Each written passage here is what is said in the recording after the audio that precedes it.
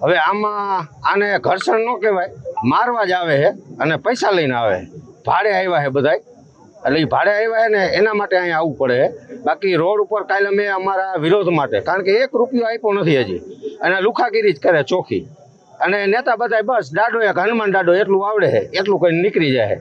જ્યાં રજૂઆત કરવા જઈ ત્યાં એમ કે થાંભલા વિશે બોલોમાં, તો શેના વિશે બોલું? મકાઈ નથી ઉગતી એમ કેવું, મગફળી નથી ઉગી એમ કેવું શું એને? ઘરના ખેતરમાં પ્રાઇવેટ મિલકતમાં જે વસ્તુ આપણી આવે એનું વર્તન નહીં માગવાનું શું એના આગળ?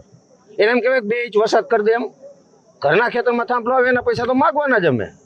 હવે એ ધોકા લઈને આવે તો ભલે, બંદૂક લઈને આવે તો ભલે, એની બીક નથી.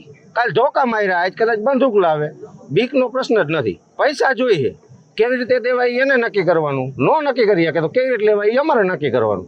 આ 6ઠી વાર કલેક્ટરમાં આવ્યા, પહેલી વાર નથી. આ કલેક્ટર બદલી ગયો, આ બીજો આવ્યો, આવા તો કંઈક બદલી ગયા. જેને લખીને દીધા વળતર એ કે સાહેબની ભૂલ થઈ ગઈ. હવે આમાં ભૂલ કેની થાય, શું થાય એ જ અમને નથી સમજાતું. હવે લેવાના છે પૈસા, એને કેવી રીતે દેવાના, અમારે કેવી રીતે લેવા એ અમારે હવે નક્કી કરવાનું. ત્યારે જ ન્યૂઝરૂમ ગુજરાતની યુટ્યુબ ચેનલને સબસ્ક્રાઇબ કરો અને ઇન્સ્ટાગ્રામ અને ફેસબુક પર ફોલો કરો. અપડેટ રહો, સત્યની સાથે રહો.